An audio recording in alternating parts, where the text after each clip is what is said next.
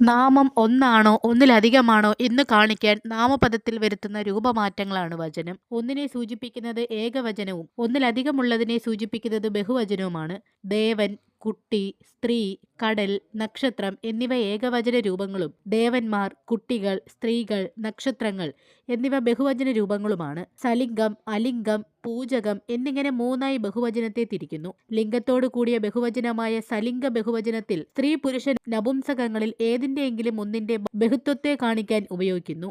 മാർ, കൾ എന്നിവ സലിംഗ ബഹുവചനത്തിന്റെ പ്രത്യയങ്ങളാണ്. സലിംഗ ബഹുവചനത്തെ പുല്ലിംഗ ബഹുവചനം, സ്ത്രീലിംഗ ബഹുവചനം, നപുംസകലിംഗ ബഹുവചനം എന്നും മൂന്നായി തിരിക്കുന്നു. പുല്ലിംഗ ബഹുവചനം എന്നാൽ പുല്ലിംഗ ശബ്ദത്തോട് മാർ, കൾ എന്നീ പ്രത്യയങ്ങൾ ചേർത്ത് ലഭിക്കുന്ന രൂപങ്ങളാണ്. ഉദാഹരണങ്ങളായി പൂജാരിയുടെ പുല്ലിംഗ ബഹുവചനമാണ് പൂജാരിമാർ, ബാലൻ, ബാലന്മാർ, കാള, കാളകൾ തുടങ്ങിയവ. സ്ത്രീലിംഗ ശബ്ദത്തോട് മാർ, കൾ എന്നീ പ്രത്യയങ്ങൾ ചേർത്ത് ലഭിക്കുന്ന രൂപങ്ങളാണ് സ്ത്രീലിംഗ ബഹുവചനം. സ്ത്രീ, സ്ത്രീകൾ, ആയ, ആയമാർ എന്നിവ സ്ത്രീലിംഗ ബഹുവചനത്തിന് ഉദാഹരണങ്ങളാണ്.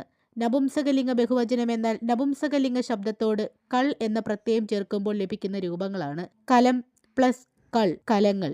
ഇല പ്ലസ് കൾ, ഇലകൾ എന്നായി മാറുന്നത് നപുംസകലിംഗ ബഹുവചനത്തിന് ഉദാഹരണങ്ങളാണ്. എന്നാൽ പുല്ലിംഗമാണോ സ്ത്രീലിംഗമാണോ എന്ന് തിരിച്ചറിയാൻ സാധിക്കാത്തതും സ്ത്രീ പുരുഷന്മാർ ചേർന്നുള്ള കൂട്ടത്തെ പറയുന്നത് അലിംഗ ബഹുവചനം അല്ലെങ്കിൽ ഉഭയലിംഗ ബഹുവചനം എന്നാണ്. അർ, മാർ, കൾ എന്നിവ ഇവയുടെ പ്രത്യയങ്ങളായും ഉപയോഗിക്കുന്നു. ഉദാഹരണത്തിനായി മടിയന്മാർ, മടിച്ചുകൾ എന്നിവയുടെ ഉഭയലിംഗ ബഹുവചനമാണ് മടിയർ. സേവകന്മാർ, സേവികമാർ എന്നത് ഉഭയലിംഗ ബഹുവചനമാകുമ്പോൾ സേവകർ എന്നാകും. മറ്റൊരു പദമാണ് പൂജക ബഹുവചനം. അർത്ഥം കൊണ്ട് ഏകവചനമാണെങ്കിലും ബഹുമാനാർത്ഥം സൂചിപ്പിക്കാനായി ഉപയോഗിക്കുന്ന ബഹുവചന രൂപങ്ങളാണ് പൂജക ബഹുവചനങ്ങൾ. അർ, ആർ, കൾ എന്നിവ പ്രത്യയങ്ങളായി ഉപയോഗിക്കുന്നു. ഉദാഹരണമായി സ്വാമികൾ, ചാക്യാർ, തന്ത്രികൾ, തട്ടാർ, മാരാർ, തിരുവടികൾ, താങ്കൾ, ആചാര്യർ, തീർത്ഥപാദർ, ശാസ്ത്രികൾ മുതലായവ ഇവയ്ക്ക് ഉദാഹരണങ്ങളാണ്.